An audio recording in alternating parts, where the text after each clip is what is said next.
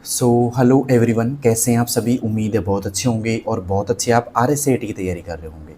कुछ बच्चे जो नए बच्चे हैं, पहली बार RSAT एग्जाम देंगे, उनके सवाल है कि सर RSAT में कितने परसेंट आते हैं और कितने परसेंट सही होने पे हम पास हो जाएंगे। ठीक है, तो पहला सवाल तो ये है कि सर कितने परसेंट आते हैं। तो भैया RSAT में आपके 35% आएंगे। कितने परसेंट आएंगे? 35% आएंगे आपके एग्जाम में। और 35% में से जो बच्चे 14% सही कर देंगे, जो बच्चे 14% सही कर देंगे वो क्या हो जाएंगे? पास हो जाएंगे। ठीक है, और 35% करने के लिए आपको जो समय मिलेगा वो मिलेगा 1 घंटे का, मतलब 60 मिनट आपको मिलेंगी। और कुछ बच्चे ऐसे हैं जो 1 घंटे में पूरा परसेंट नहीं कर पाएंगे 35, तो आपको पूरे 35% करने 1 घंटे के अंदर। इस तरीके से पेपर करना है आपको। नेगेटिव मार्किंग नहीं होगी, मतलब नेगेटिव मार्किंग आपकी नहीं होगी, तो पूरे परसेंट करके आओ। हो सकता है कि कोई तुक्का भी आपका सही हो जाए। ठीक है, तो उम्मीद करता हूँ समझ में आ गए होंगे कितने परसेंट आपको सही करने होंगे। 14% सही करने होंगे पास होने के लिए, और पूरे 35% आएंगे। ठीक है, तो मैं तो चाहता हूँ कि 35 के 35 आप सही करके आए हो, इसलिए क्लास लेके आऊँ आपके लिए। तो चलिए स्टार्ट करते हैं आज की क्लास। और हाँ, जिस पर्सन का आपको पहले से आंसर आता है वो कमेंट बॉक्स में दीजिएगा, जिससे आपको एंड में बताना है मुझे कि आपके इस 35 प्रश्नों की क्लास में कितने ऐसे पर्सन हैं जो एकदम सही हो चुके हैं। और टारगेट देता हूँ कि कितने बच्चों के इस 35 प्रश्नों में से, यानी इन 35 प्रश्नों में से 25% सही होते हैं भाई। ठीक है, आज की क्लास के। तो पहला प्रश्न है, स्टार्ट बटन का उपयोग किसका दोस्तों? स्टार्ट बटन का उपयोग किस कार्य के लिए किया जाता है या किया जा सकता है? स्टार्ट बटन का उपयोग किस कार्य के लिए किया जा सकता है? अब ये स्टार्ट बटन कहाँ होता है? देखिए दोस्तों, आपके पास में एक ऐसा, लिख देता हूँ यहाँ पे, बना देता हूँ एक तरीके से, फिर मैं समझाता हूँ आपको। एक ऐसा मॉनिटर होता है, ठीक है, मतलब कंप्यूटर होता है, और यहाँ पे एक पट्टी होती है टास्क बार। क्या होती है? टास्क बार होती है यहाँ पे। और टास्क बार में एक आपको एक बटन मिलता है, जैसे यहाँ मिल जाता है, इस जगह पे मान लेते हैं, और यहाँ पे आप क्लिक करते हैं एक तरीके से। ठीक है, इसकी जो शेप होती है कुछ ऐसा होती है, देखो ऐसी, ये ऐसी शेप होती है। ठीक है, इस बटन की। ठीक है, तो ये बटन मिल जाता है यहाँ पे। तो ये क्या काम आता है? पहला ऑप्शन आता है कि एप्लीकेशन खोलने के लिए, सिस्टम सेटिंग बदलने के लिए, कंप्यूटर शट डाउन करने के लिए, या उपरोक्त सभी। चार ऑप्शन आपके सामने, और आपके हिसाब से कौन सा ऑप्शन यहाँ पे सही होने वाला है? जल्दी से आप कमेंट बॉक्स में दीजिए आंसर, उसके बाद में मैं आपको आंसर दूंगा आज के इस प्रश्न का। तो पहला प्रश्न था, स्टार्ट बटन का उपयोग किस कार्य के लिए किया जाता है? तो देखिए दोस्तों, एप्लीकेशन खोलने के लिए भी किया जाता है इसका उपयोग, सिस्टम सेटिंग को बदलने के लिए भी कर सकते हैं हम इसका उपयोग, कंप्यूटर शट डाउन करने के लिए भी इसका उपयोग कर सकते हैं हम। तो यहाँ पे आएगा बच्चों उपरोक्त सभी। क्या आएगा? उपरोक्त सभी। D option is right. याद रखना, आपकी जो एग्जाम होगी वो OMR सीट पे होने वाली है। किस पे होगी बच्चों? OMR सीट पे आपकी एग्जाम होगी। मतलब आपको 4 गोले मिलेंगे, और उसमें से आपको जो सही आंसर होगा उसको फिल करना है इस गोले में। ठीक है, तो पहले का यहाँ पे ऑप्शन हो गया डी ऑप्शन। उम्मीद करता हूँ सभी बच्चों का सही होगा। अब चलते हैं बिना किसी देरी के दूसरे प्रश्न की ओर।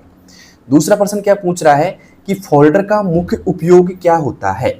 फोल्डर का मुख्य उपयोग क्या होता है? ए ऑप्शन, फाइलों को स्थायी रूप से हटाने के लिए, बी ऑप्शन, फाइलों को व्यवस्थित यानी कि ऑर्गेनाइज करके रखने के लिए, सी ऑप्शन, वायरस हटाने के लिए, और डी ऑप्शन, हार्डवेयर कंट्रोल के लिए। फोल्डर का मुख्य उपयोग क्या होता है भाई? फाइलों को स्थायी रूप से हटाने के लिए, फाइलों को व्यवस्थित करके रखने के लिए, वायरस हटाने के लिए, या हार्डवेयर कंट्रोल करने के लिए। भाई फोल्डर का उपयोग क्यों करते हो आप? सीधी सी बात है, कोई भी फाइलों को ऑर्गेनाइज या रखने के लिए। मतलब बी ऑप्शन इज राइट बच्चों। क्या होगा? बी ऑप्शन आएगा। यहाँ पे फाइलों को स्थायी रूप से हटाने के लिए भी नहीं होगा, यहाँ पे वायरस हटाने के लिए भी नहीं होगा, और वायरस हार्डवेयर कंट्रोल के लिए भी नहीं होगा। तो सही ऑप्शन क्या होगा? फाइलों को व्यवस्थित करके रखने के लिए। मुझे बताओ किस किस बच्चे का दूसरे में बी ऑप्शन सही है भाई? ठीक है, अब चलते हैं बिना किसी देरी के तीसरे प्रश्न की ओर। उम्मीद करता हूं क्लास अगर आपको अच्छी लग रही होगी तो उन सभी बच्चों के पास शेयर जरूर करना जिनकी RSAT के एग्जाम है। ठीक है, तीसरा प्रश्न है कि यदि किसी डायरेक्टरी को एक स्थान से दूसरे स्थान पर मूव किया जाता है तो सोर्स लोकेशन पर क्या होता है? यदि किसी डायरेक्टरी को एक स्थान से दूसरे स्थान पर मूव किया जाता है तो सोर्स लोकेशन पर क्या होता है? क्या होता है भाई? पहला ऑप्शन, डायरेक्टरी की कॉपी रह जाती है। दूसरा ऑप्शन, डायरेक्टरी वहीं बनी रहती है। तीसरा ऑप्शन, डायरेक्टरी हट जाती है, या कुछ भी नहीं होता। जल्दी से बताइए दोस्तों, क्या होगा इसका सही जवाब? अगर आपको आता है तो जल्दी से आप कमेंट बॉक्स के अंदर इसका आंसर दे सकते हैं भाई। तो यदि किसी डायरेक्टरी को एक स्थान से दूसरे स्थान पर, देखो मूव करना होता है एक तरीके से मूव होता है कि एक स्थान से दूसरे स्थान पर रखना सीधा, मतलब एक जगह से हटा करके दूसरी जगह ले जाना। एक तरीके से कट करना होता है भाई कि एक जगह से हटा करके दूसरी जगह ले जाना। तो सीधी सी बात ये कॉपी रह जाती है? नहीं, कॉपी नहीं रहती है। डायरेक्टरी वही बनी रहती है? बिल्कुल भी नहीं, डायरेक्टरी हट जाती है। क्या होता है दोस्तों? हट जाती है। तो यहाँ पे आएगा सी ऑप्शन इज राइट, क्योंकि मूव करने मतलब होता है कट करना, एक जगह से हटा करके दूसरी जगह ले जाना। ठीक है, तो सीधी सी बात है डायरेक्टरी हट जाती है। तो तीसरे में आएगा सी ऑप्शन इज राइट। उम्मीद करता हूँ तीसरा प्रश्न भी आपका सभी का सही हो गया होगा। और कौन कौन से ऐसे बच्चे जिनके 3 में से 3 सही हो चुके हैं भाई, देखते हैं आज की क्लास में आपके कितने परसेंट सही होंगे, वो तो लास्ट में पता लगेगा। तब तक पढ़ लेते हैं चौथे प्रश्न को। ऑपरेटिंग सिस्टम का मुख्य कार्य क्या है? ऑपरेटिंग सिस्टम का मुख्य कार्य क्या है? पहला, केवल इंटरनेट चलाना। दूसरा, हार्डवेयर और उपयोगकर्ता के बीच संपर्क स्थापित करना। तीसरा, केवल फाइल स्टोर करना या केवल प्रिंट निकालना। ऑपरेटिंग सिस्टम का मुख्य कार्य क्या है? अगर आपने पढ़ रखा है पहले से तो इसका आंसर आप कमेंट बॉक्स में देने का कष्ट करें। जल्दी से बताइए दोस्तों, क्या होगा इसका सही जवाब? तो ऑपरेटिंग सिस्टम का मुख्य कार्य होता है भाई साहब हार्डवेयर और उपयोगकर्ता के बीच संपर्क स्थापित करना। हार्डवेयर और उपयोगकर्ता के बीच में संपर्क स्थापित करना किसका कार्य होता है? ऑपरेटिंग सिस्टम का कार्य होता है बच्चों। अब चलते हैं आज के 5वें प्रश्न की ओर। 5वां प्रश्न क्या पूछ रहा है आपसे, ध्यान से देखिएगा कि विंडोज में मल्टीटास्किंग का अर्थ है। विंडोज में मल्टीटास्किंग का अर्थ है एक समय में एक ही कार्य, एक समय में कई प्रोग्राम चलाना, केवल बैकग्राउंड कार्य या केवल गेम चलाना। देखो मल्टीटास्किंग मतलब बहुत सारे कार्य करना, बहुत सारे एक तरीके से टास्क देना एक तरीके से। तो यहाँ पे आएगा एक समय में कई प्रोग्राम चलाना। 5वें में क्या आएगा बच्चों? एक समय में कई प्रोग्राम चलाना मल्टीटास्किंग का अर्थ होता है। तो 5वें में क्या कीजिएगा? बी ऑप्शन पे टिक कीजिएगा। अब मुझे बताओ किन किन बच्चों का 5/5 स्कोर हो गया है, मतलब 5 में से 5 किन किन बच्चों के सही हो चुके हैं? कमेंट बॉक्स में जरूर बताना मुझे, मैं मानूंगा कि आपकी तैयारी अच्छी है। अब चलते हैं आज के 6ठे प्रश्न की ओर बिना किसी देरी के। 6ठा प्रश्न आपके सामने हाजिर है भाई कि इंटरनेट का उपयोग आज संचार, शिक्षा, बैंकिंग और खरीद फरोख्त जैसे कई कार्यों के लिए किया जाता है। इस आधार पर इंटरनेट का मुख्य कार्य या मुख्य उपयोग क्या माना जाता है? जल्दी से बताइएगा क्या होगा सही जवाब इसका। वापिस देखिएगा, मैं थोड़ा छोटा कर दिया क्वेश्चन को कि इंटरनेट का उपयोग आज संचार, शिक्षा, बैंकिंग और खरीद फरोख्त जैसे कई कार्यों के लिए किया जाता है। तो इस आधार पर इंटरनेट का मुख्य उपयोग क्या माना जाता है? केवल संचार, केवल शिक्षा, केवल वित्तीय लेन देन या उपरोक्त सभी। जल्दी से बताइएगा क्या होगा 6ठे का सही जवाब। एकदम इजी प्रश्न है भाई, क्या है दोस्तों? इजी प्रश्न है और इसका आंसर तो आप कमेंट बॉक्स में आराम से दे सकते हैं सभी बच्चे। तो दोस्तों यहाँ पे इंटरनेट की बात की जाए तो केवल संचार के लिए भी होता है, शिक्षा के लिए भी होता है, वित्तीय लेन देन के लिए भी होता है। ठीक है, तो यहाँ पे आएगा उपरोक्त सभी। क्या आएगा बच्चों? डी ऑप्शन आएगा उपरोक्त सभी। ठीक है, तो ऐसे प्रश्न कई बार गलत हो जाते हैं आपसे, तो सही से पढ़ करके आंसर देना है इसका भाई। ठीक है, अब चलते हैं दोस्तों आज के अगले प्रश्न की ओर। अगला प्रश्न क्या है दोस्तों? 7वां प्रश्न हमारे सामने है कि यदि कोई उपयोगकर्ता इंटरनेट से जुड़कर वेबसाइट खोलना चाहता है तो निम्न में से किन किन की आवश्यकता होगी?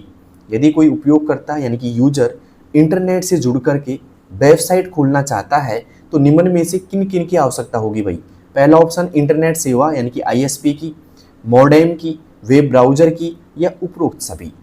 जल्दी से बताना दोस्तों, अगर आप इंटरनेट से जुड़कर कोई वेबसाइट खोलना चाहते हैं तो इंटरनेट से जुड़ने के लिए किन किन चीज़ों की आवश्यकता होगी ये बताइए मुझे।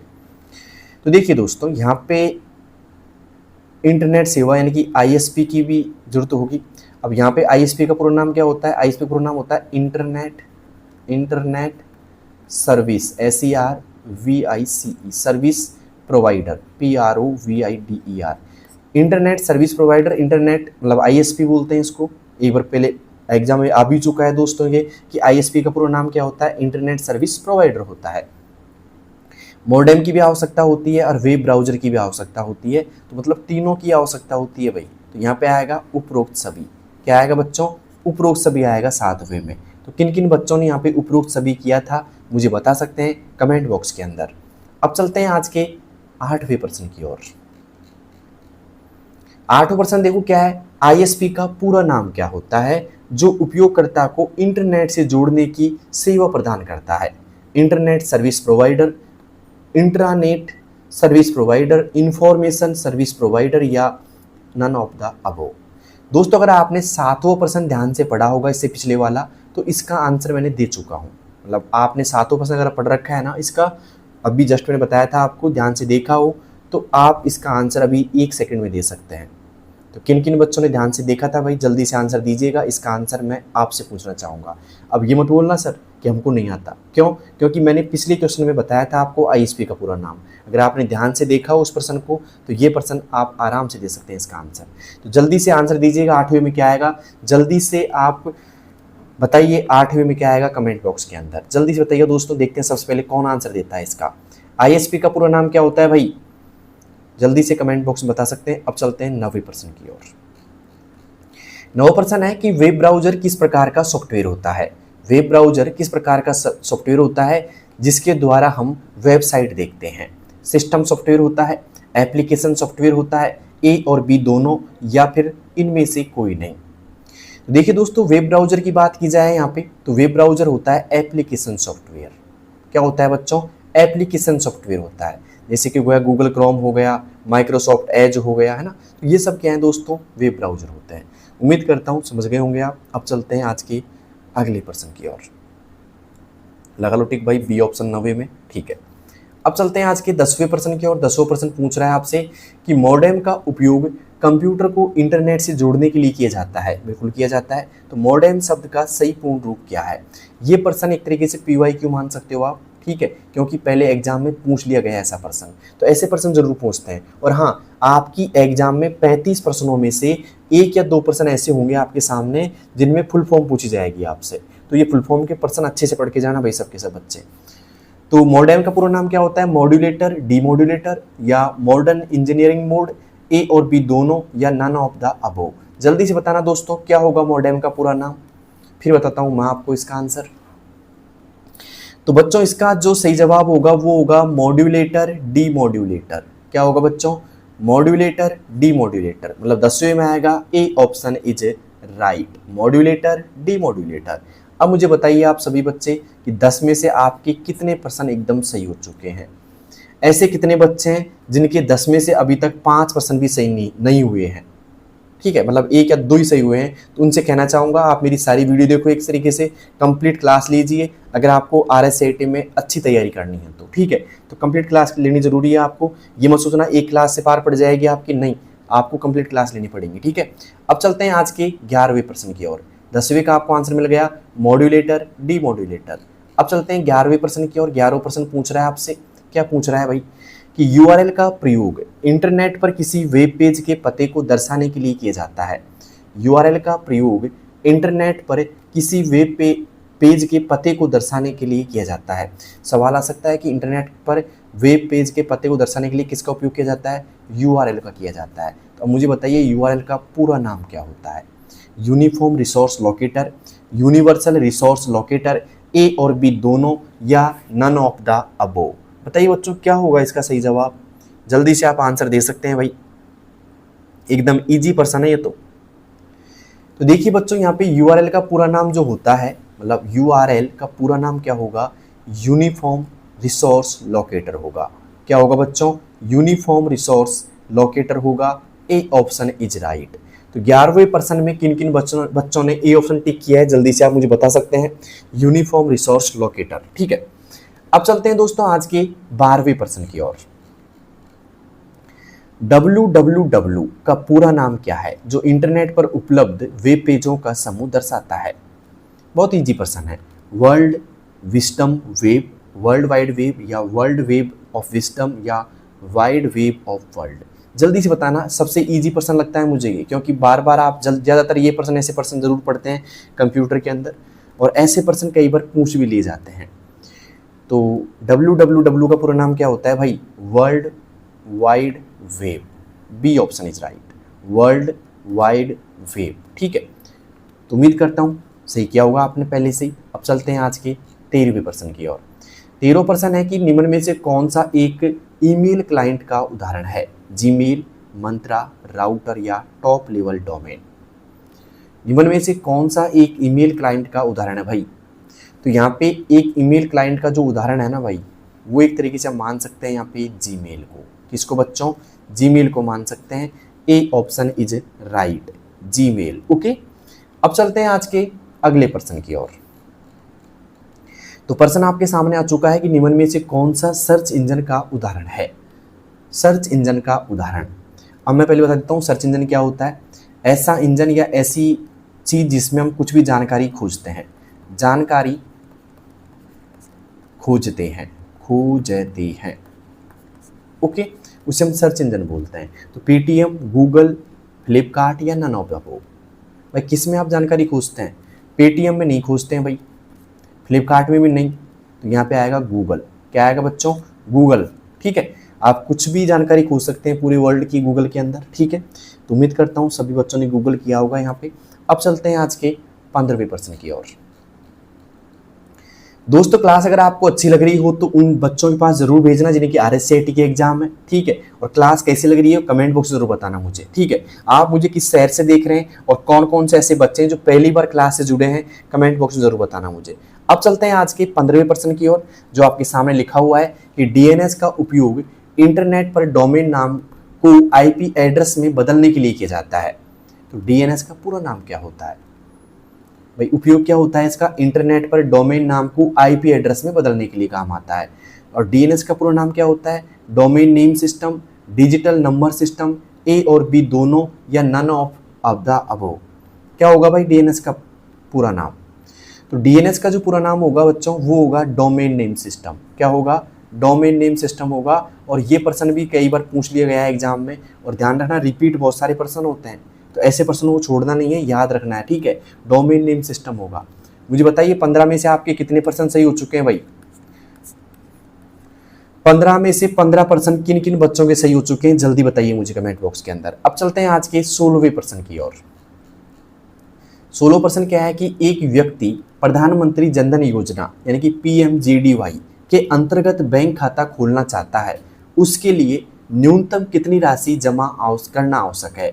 उसके लिए न्यूनतम कितनी राशि जमा करना आवश्यक है? ए ऑप्शन 1000, 5000, 10,000 या शून्य शेष राशि। एक व्यक्ति प्रधानमंत्री जनधन योजना PMJDY के अंतर्गत बैंक खाता खोलना चाहता है, उसके लिए न्यूनतम कितनी राशि आवश्यकता होती है भाई? तो यहाँ पे जो राशि की आवश्यकता होगी ना भाई वो होगी शून्य शेष राशि यानी कि जीरो बैलेंस। ओके, तो डी ऑप्शन इज राइट बच्चों, शून्य शेष राशि। उम्मीद करता हूं सभी ने सही जवाब दिया होगा। अब चलते हैं आज के 17वें प्रश्न की ओर।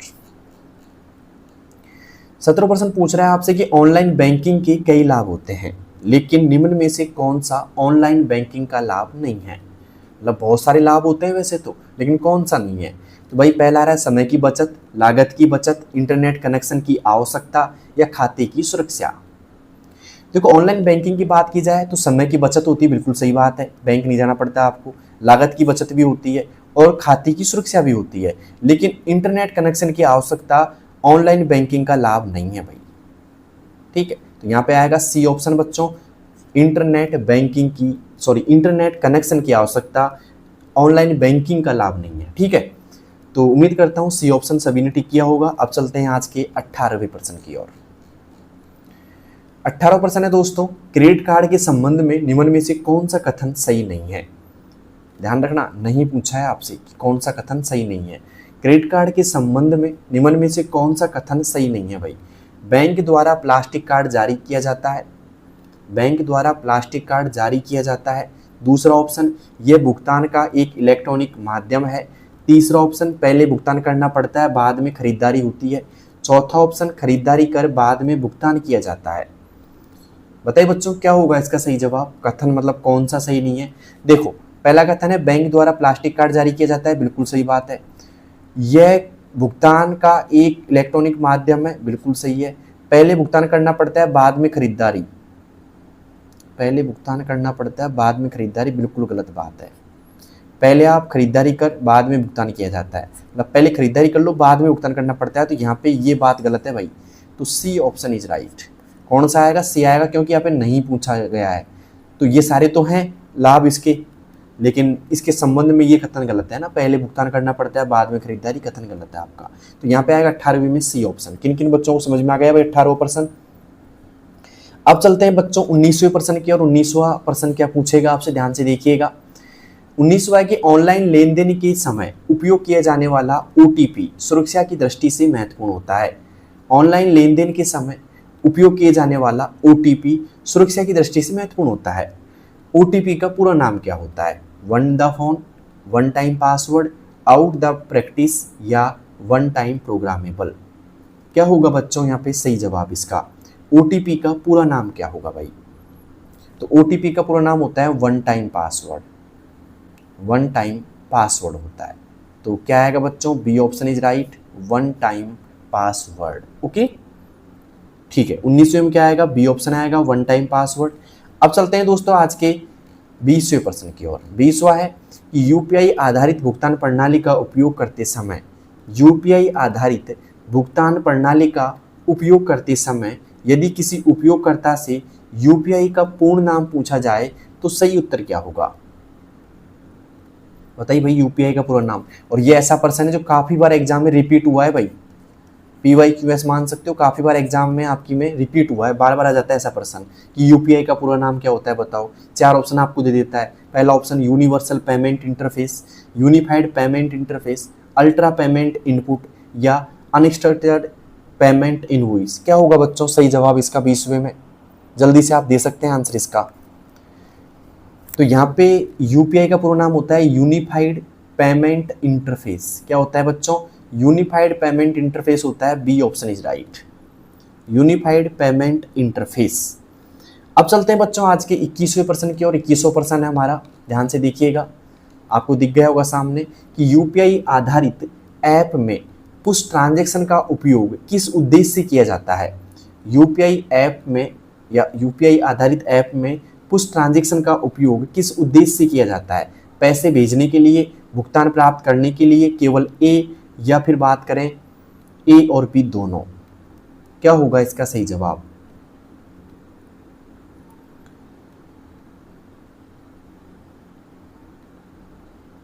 बताइए दोस्तों, क्या होगा इसका सही जवाब?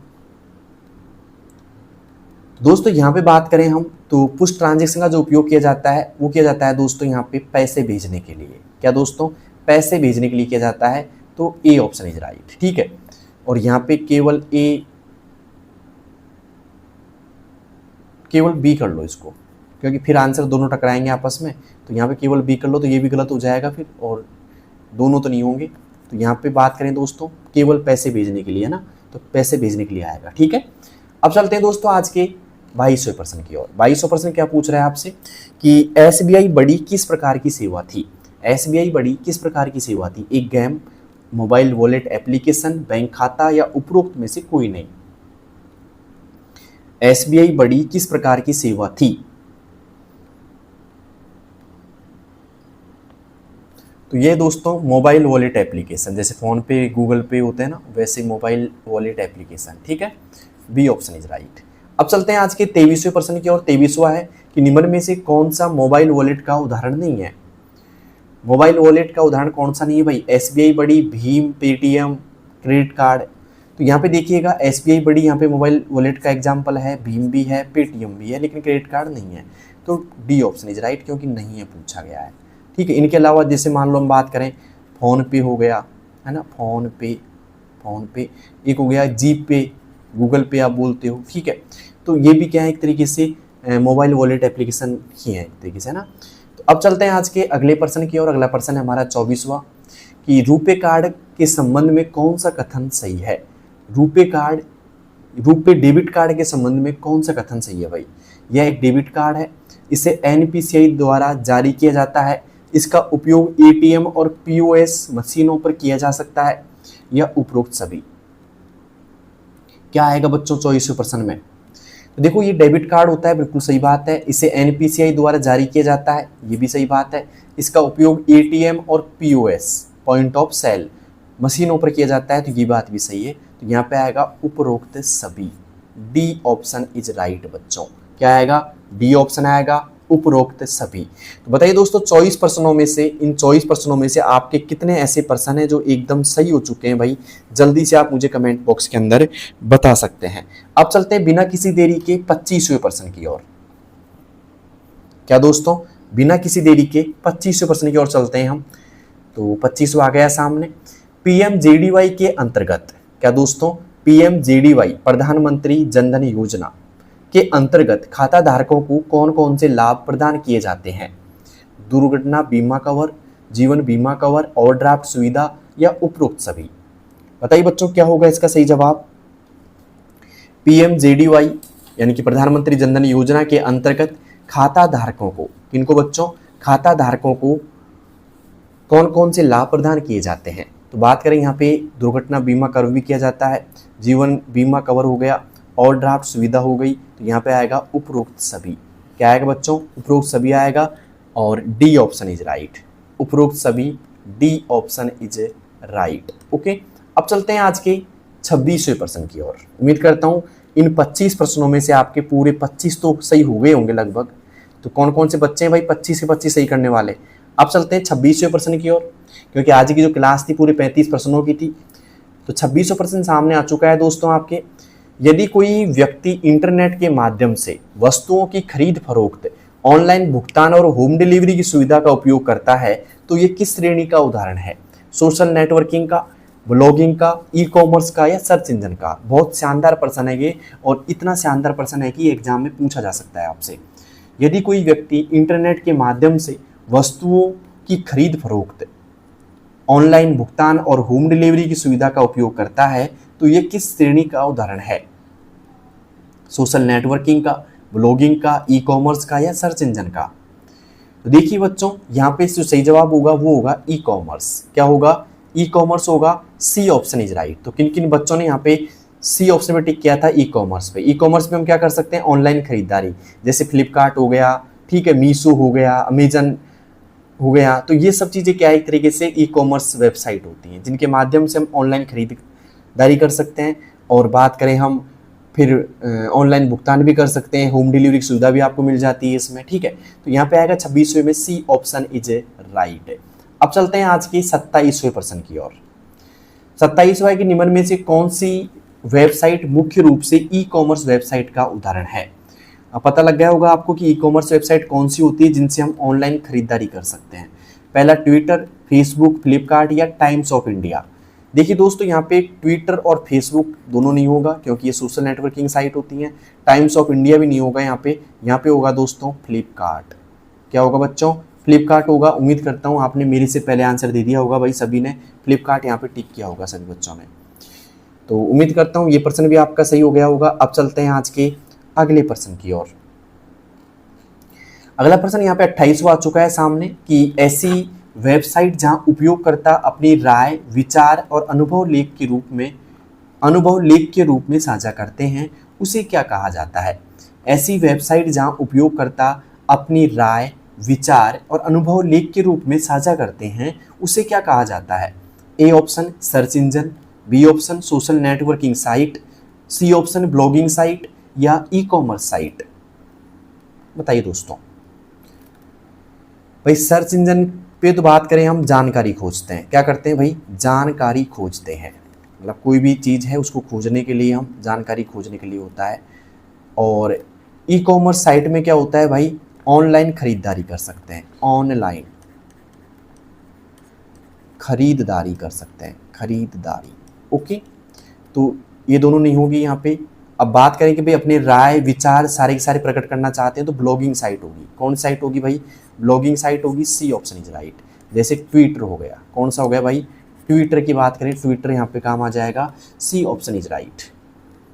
तो उम्मीद करता हूँ बच्चों सभी ने सी ऑप्शन टिक किया होगा यहाँ पे। अब चलते हैं आज के 29वें प्रश्न की ओर। माइक्रो ब्लॉगिंग का मुख्य उद्देश्य क्या होता है? माइक्रो ब्लॉगिंग का मुख्य उद्देश्य क्या होता है? पहला, लंबे लेख लिखना, छोटे छोटे संदेश साझा करना, बहुत बड़े वीडियो अपलोड करना या ऑनलाइन खरीदारी करना? तो भाई माइक्रो ब्लॉगिंग की बात करें तो जैसे ट्विटर हो गया, क्या हो गया बच्चों, ट्विटर हो गया। तो ट्विटर पर लंबे संदेश नहीं, छोटे छोटे संदेश साझा करना, बी ऑप्शन इज राइट। बहुत बड़े वीडियो अपलोड करना बिल्कुल गलत है, ऑनलाइन खरीदारी गलत है, तो यहाँ पे आएगा बी ऑप्शन इज राइट। ठीक है, 29वीं में बी ऑप्शन पर टिक किया होगा सभी बच्चों ने, छोटे छोटे संदेश साझा करना। ठीक है, उम्मीद करता हूँ ये भी आपको समझ में आ गया होगा। अब चलते हैं आज के 30वें प्रश्न की ओर। 30वां है कि निम्न में से कौन सा माइक्रो ब्लॉगिंग प्लेटफॉर्म का उदाहरण है। निम्न में से कौन सा माइक्रो ब्लॉगिंग प्लेटफॉर्म का उदाहरण है। Google plus, Twitter, Gmail, Instagram. तो माइक्रो ब्लॉगिंग की बात की जाए बच्चों, तो माइक्रो ब्लॉगिंग की बात की जाए यहाँ पे, तो ये काम आएगा गूगल प्लस नहीं, ट्विटर काम आएगा बच्चों, जीमेल भी नहीं आएगा, इंस्टाग्राम भी नहीं, तो बी ऑप्शन इज राइट। 30वें में क्या आएगा बच्चों, बी ऑप्शन आएगा, ट्विटर। माइक्रो ब्लॉगिंग के लिए ट्विटर काम आता है। वर्तमान नाम क्या है ट्विटर का, वर्तमान नाम क्या है भाई, वर्तमान नाम क्या है, तो वर्तमान नाम जो है वो है एक्स। ठीक है, ओके। अब चलते हैं आज के 31वें प्रश्न की ओर। लेकिन मुझे बताइए इन 30 प्रश्नों में से आपके कितने प्रश्न ऐसे हैं जो एकदम सही हो चुके हैं भाई। 30 में से आपके कितने प्रश्न सही हो चुके हैं, जल्दी से बताइए आप मुझे। अब चलते हैं आज के 31वें प्रश्न की ओर। 31वां है, यदि कोई संस्था इंटरनेट के माध्यम से निःशुल्क या सशुल्क ऑनलाइन कोर्स बड़ी संख्या में छात्रों को उपलब्ध कराती है तो उसे क्या कहा जाता है। यदि कोई संस्था इंटरनेट के माध्यम से निःशुल्क या सशुल्क ऑनलाइन कोर्स बड़ी संख्या में छात्रों को उपलब्ध कराती है तो उसे क्या कहा जाता है बच्चों। ई कॉमर्स, MOOC, ब्लॉगिंग या क्लाउड सर्विस। देखो कोर्स की बात की जाए बच्चों यहाँ पे, तो ई कॉमर्स नहीं होगा क्योंकि यहाँ पे खरीदारी करते हैं, ब्लॉगिंग भी नहीं कर सकते और क्लाउड सर्विस भी नहीं होगा, यहाँ पे होगा MOOC। B option is right. क्या होगा बच्चों, बी ऑप्शन होगा MOOC। तो किन किन बच्चों ने 31वें में बी ऑप्शन टिक किया भाई, जल्दी से आप मुझे बता सकते हैं कमेंट बॉक्स के अंदर। अब चलते हैं आज के 32वें प्रश्न की ओर। उम्मीद करता हूँ क्लास आपको अच्छी लग रही होगी। अब किन्हीं बच्चों के मतलब ऐसे भी कई बच्चे होंगे जिनके मन में होगा कि MOOC का पूरा नाम क्या होता है भाई। तो MOOC का पूरा नाम क्या होता है, 32वां प्रश्न आपके सामने है। तो A option massive online open course, multiple online open course work, mega online ocean of courses या none of the above.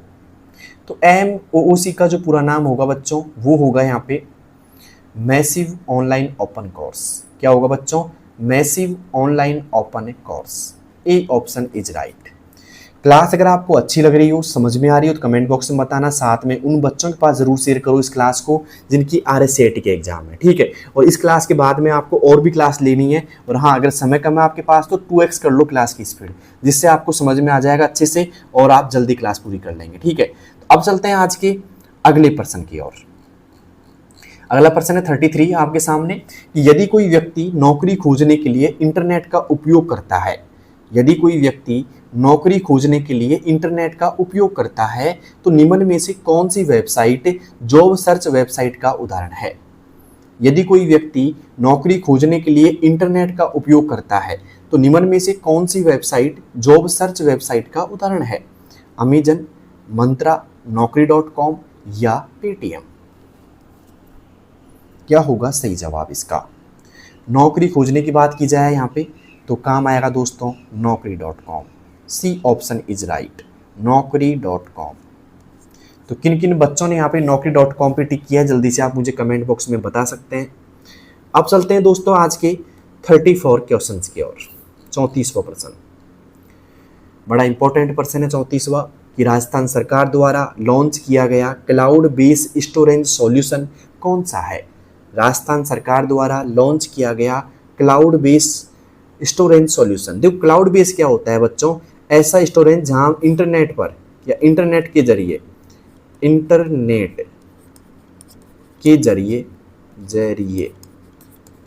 Data store करना